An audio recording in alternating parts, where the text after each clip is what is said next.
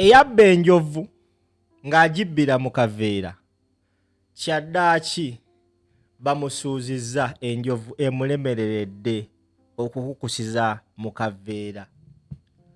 Omubbi w'akalulu e Masaka bassebo ne bannyabo kirabika ebibye si birungi.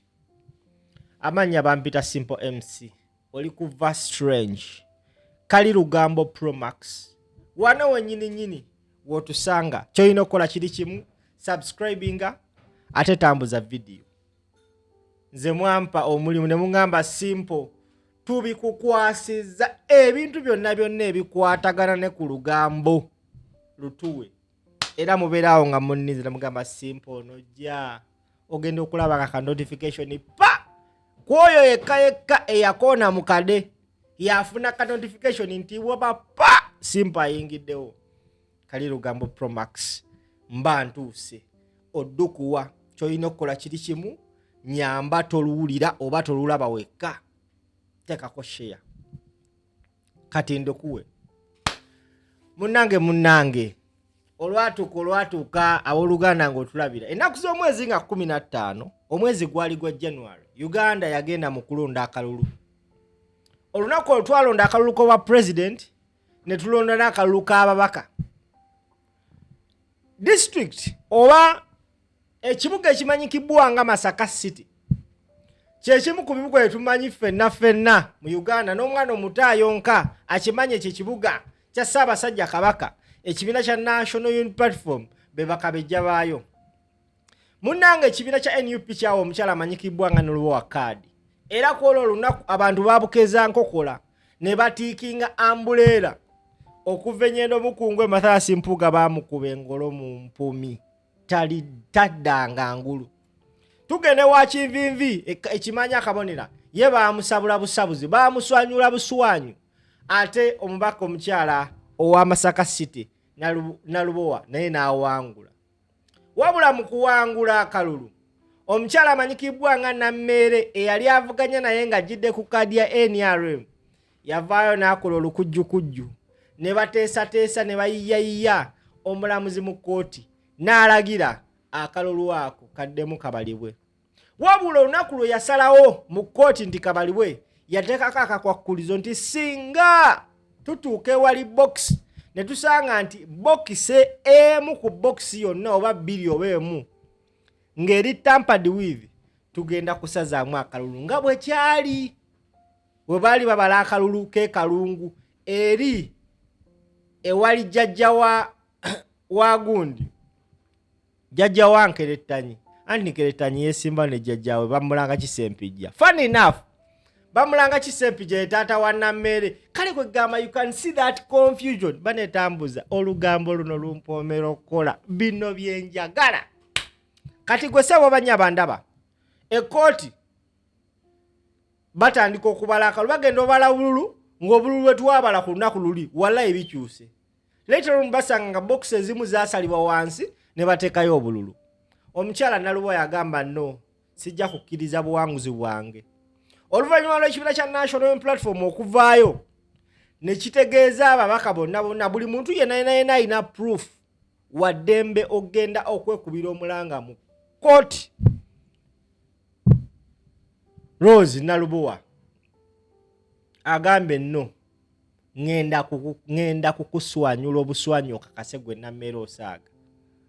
Omukyala avuddeyo n'agenda neyekubira omulanga mu kkooti endala ng'agamba akakasa Nalubowa manyanga Nameere obuwanguzi bwe bwali bwakifuula nnenge. Era wetwogerera essaawa zino gwe ssebo oba nnyaba ndaba amawulire gagamba NUP's Nalubowa 6 to overturn Nameere's victory again in Masaka. Mama nnyabo Nameere ennaku zino tubadde tumulaba yafuna omulimu, yafuka usigaalo mu maka g'omukyala omu, sipiika yamulongoosa yamulabirira ewagudde akamere oba omukyala ali aswankula waali emmere neeyiika n'abomujjako obumeremere kwegamba alinganga ayina ekintu ky'abala gwe ssebo oba nnyabo naye abadde takimanyi nti eri Nalubowa afumba bassebo ne bannyabo. Omukyala Nalubowa yagenze mu kkooti essaawa yonna ekkooti yandibanga ekyusa ebyava mu kulangirira kw'ekkooti eri ento. Eno gyagezemu ekkooti nkulu kweri. Omukutu ogwa Daily Monitor guwandiise ne gutugamba nti njagala owulirize. The National Unity Platform losing candidate for Masaka City Woman Member of Parliament Rose Nalubowa has petitioned the High Court challenging the election of Justice Nameere and accusing authorities of overturning her victory. Omukyalo oyo Nalubowa Rose agenze mu High Court ng'awakanya ebyava mu kuddamu okubala akalulu ke baabala era bassebo ne bannyabo. N'agenda maaso n'agamba nti Nalubowa through her lawyer Alaka and company inda mukatono sokolinde mukatono nnyo. Okay, kuba kati wano wetulaga muyina okumanya eggulire lino nga teririiko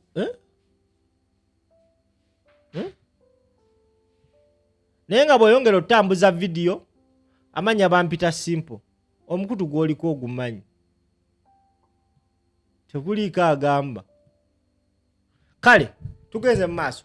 Nalubowa through her lawyers Alaka and company advocates and extender advocates say she originally won the January 15, 2026 election with 25,443 votes against Nameere yafuna 20,324 and a margin of 5,000 votes.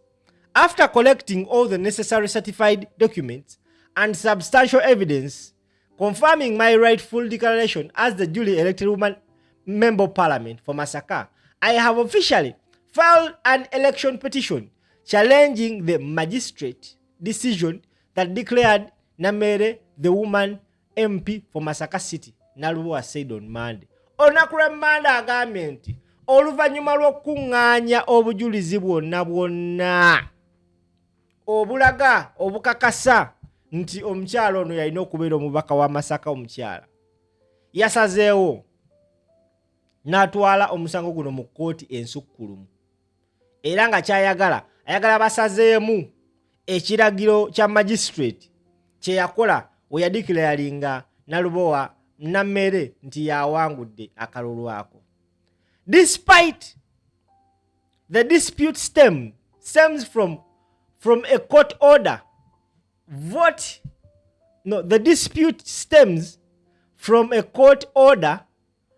recount at the Masaka Chief Magistrate Court, where Chief Magistrate Albert Asimwe declared Nameere winner on February 1st after a 3-day exercise. According to recount results, Nameere pulled 225,502 votes against Nalubowa who pulled 23,176, overturning the Electoral Commission's earlier declaration that had named Nalubowa winner. Nalubowa argues the recount was mirrored by gross irregularities and wants the High Court to nullify the outcome and declare her the valid elected MP. The case follows a series of failed attempts by Nalubowa to reclaim the seat, including efforts to block the gazettement of Nameere and to seek a judicial review of the recount process. Last month, she withdrew 3 applications, one seeking to halt gazettement, another for administrative orders, and a third challenging the recount after they were overtaken by events and after High Court Judge Simon Peter Chinobe declined to rescue himself from the matter. Nalubowa said the election petition now offers a substantive avenue to present evidence of malpractice. We managed to serve the respondent in the newspaper after they tried to avoid our effort to serve them. The court documents physically where we are just waiting for the time which will be set by court to hear the matter, she told journalists. Although Nameere didn't immediately comment on the development, the dispute adds to the growing legal challenges following the 2026 general election, with several candidates contesting the results in court. While meeting NRM leaders at Masaka State Lodge on March 11th, President Museveni backed Nameere, praising her for demanding a recount after initially losing. When she contested for the Masaka City MP seat, there were attempts to rig the votes, but she insisted on recount, and when the votes were counted again, she won. That shows courage, Museveni said. Now, omukyala Rose Nalubowa ategeezezza eggwanga nti ayina obujulizi bonna obukakasa nti okusalawo kwa Chief Magistrate Asiimwe Albert kwali kukyamu, era yasazeewo okugenda mu kkooti esinga kweri okwekubira omulanga. N'ategeeza nti yagezezzaako saavinga Nameere in person, naye Nameere nga yeekweka.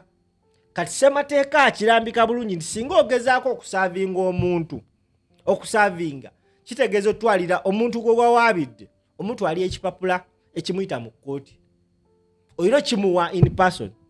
Naye era yateekawo omuwaatu omulala nti bo bakimanya abantu abamu bagenda kwekweka. Kati Nameere agezezzaako okwekweka nga takkiriza musaavinga. Kati ssemateeka alagira singa omuntu wagaana omusaavinga, gwe genda oteeke ensonga eyo mu mawulire agali gazetted, amawulire agamanyikibbwa ensi.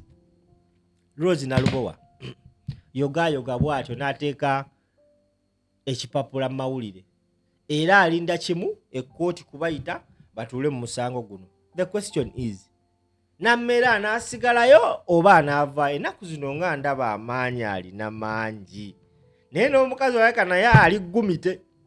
Ekigenda okubeera e Masaka mu nsonga eno, only God knows. Singa Rose Nalubowa awangula omusango guno, aba yeeyongedde ku babaka 49 oba aba akolawo 50 aba National Unity Platform abayise mu kalukano akawedde. So kiba kyongera amaanyi ku kitundu kya NUP. Abaffe katulinde. Amanya bampita Simple MC, oli ku Verse Train 256 Empire TV, Kali Lugambo Pro Max, wano wetubeera always tambuza video.